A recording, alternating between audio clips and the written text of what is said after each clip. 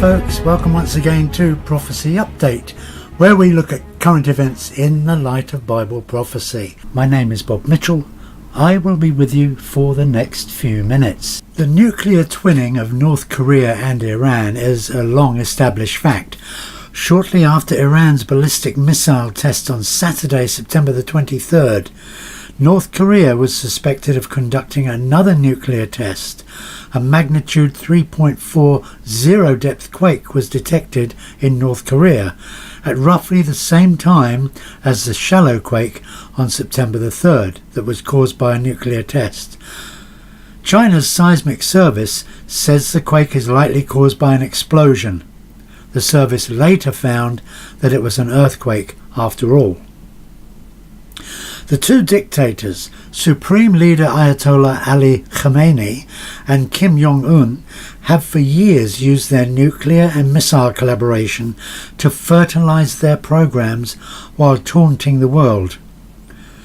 As recently as August the 3rd, a delegation from North Korea, led by Parliament Speaker Kim Yong-nam, who rates as the number 2 in North Korea, spent 10 days in Tehran, Iran, as guests of the government.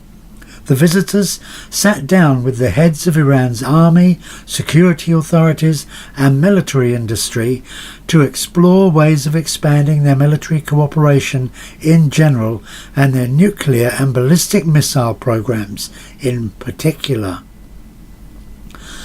The interplay between Pyongyang and Tehran came to the fore in the last few days. While the Kim regime indicated on Friday, September the 22nd, that it was considering a hydrogen bomb test in the Pacific Ocean, the Islamic regime in Iran went forward the next day to conduct a test of a 2,000-kilometre range ballistic missile, which is capable of carrying multiple warheads and dropping them at any point in the Middle East, including Israel. Airspace Chief General Amir Ahajizadeh of the Iranian Revolutionary Guard Corps, which runs the program, is quoted as saying that the new Khorram Shah missile can carry several warheads for various uses. Translated into military terms, that means even if America or Israeli anti-air missiles posted in the region can intercept one or two of those warheads, the rest will hit their target. The in-flight video that is implanted in the new Iranian missile's nose cone was stressed by the Iranian general because it was Tehran's answer to Israel's Chief of Staff, Lieutenant General Gadi Eisenkot. He stated in his New Year message on Wednesday to Israel that the IDF is focusing on preventing Hezbollah from attaining high-precision Iranian missiles. However, having said that, a missile carrying a video in its nose cone can be steered precisely by ground stations to hit within a few meters of its target.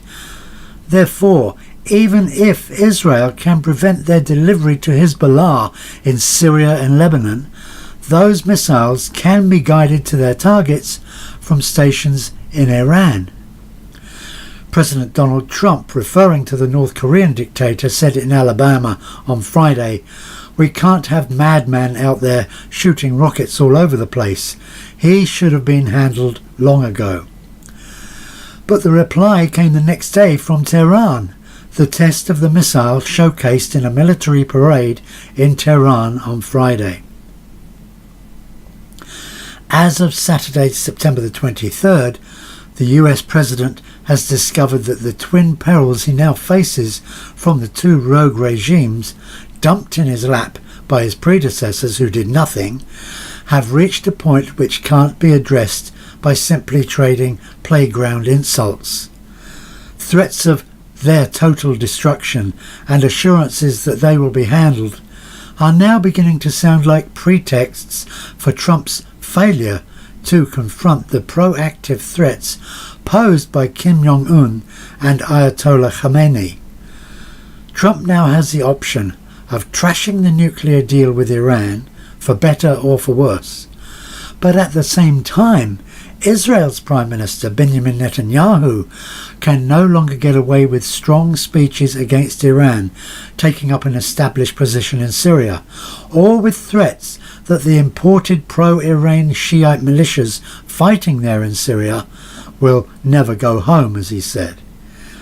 The reason is this: Israel is too close to the line of fire to be able to passively follow the Trump administration's lead on whether or not to react to a peril which has already reached its threshold. Jerusalem can't continue to rely on Washington for solving its most immediate security threats without serious loss to its deterrence capability and military credibility. Not to mention the fact that Russia is heavily involved with Iran and Syria, and the fact that North Korea is known to be involved in Syria too. So you have Iran, North Korea, the problems in Syria with the Iranian and Korean people on the ground there, and Russia now in Syria, supporting Syria and Iran, while missiles are being trucked to and fro from different places, ready for firing. Friends, things are looking pretty bad, pretty hot, and we need to be praying that God somehow intervenes in these affairs right now, before it is too late. The sign in the heavens on September the 23rd wasn't something that meant things are going to happen immediately on the 23rd. I've never said that. Neither have a lot of the people who've been talking about the sign in the heavens on the September the 23rd. The fact is, it is a sign of what could be around the corner, and we need to take note of those heavenly signs. God bless you. Friends, if you do not know Jesus Christ as your Saviour, you need to get right with him right now before judgment falls, because the time is running out. What is the amazing link between the woman and the dragon of Revelation 12, the city of Jerusalem, and the year 2017? Did the blood moons of 1493-94, 1949-50, 1967-68 and 2014-15 really have any prophetic significance? My new book, The Blood Moon's Prophecy, Jerusalem and 2017, may provide you with some shocking answers to these questions.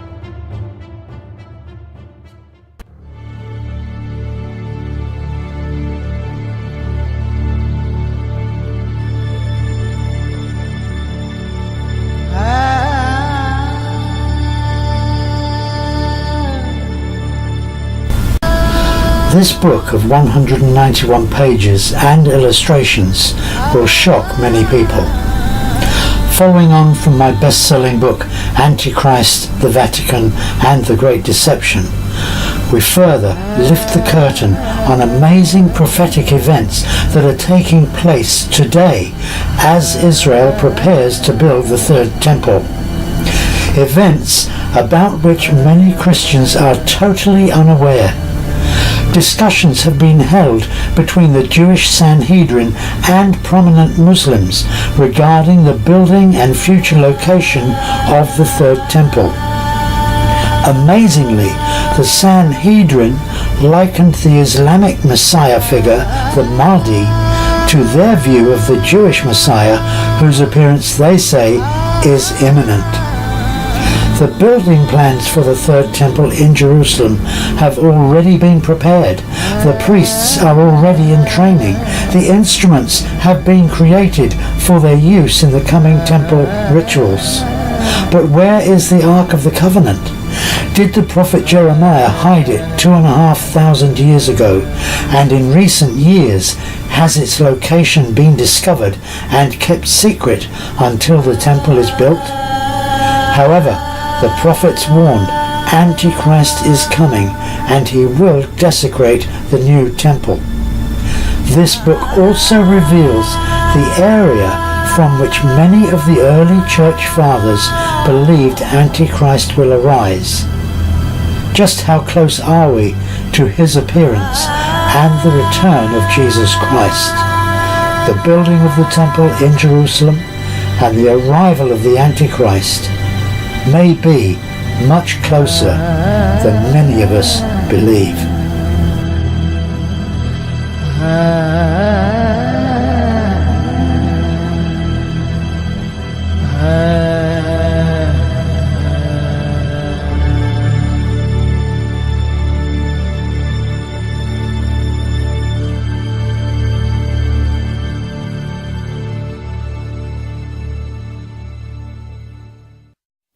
Who knows what the coming days will bring? Time is short, my friends. All history will finally come together with the fulfillment of the ultimate prophecy, the return of the Messiah, Yeshua. So heads up, watch the Middle East, because that is where it will all come to pass in the days and the years ahead. God bless you.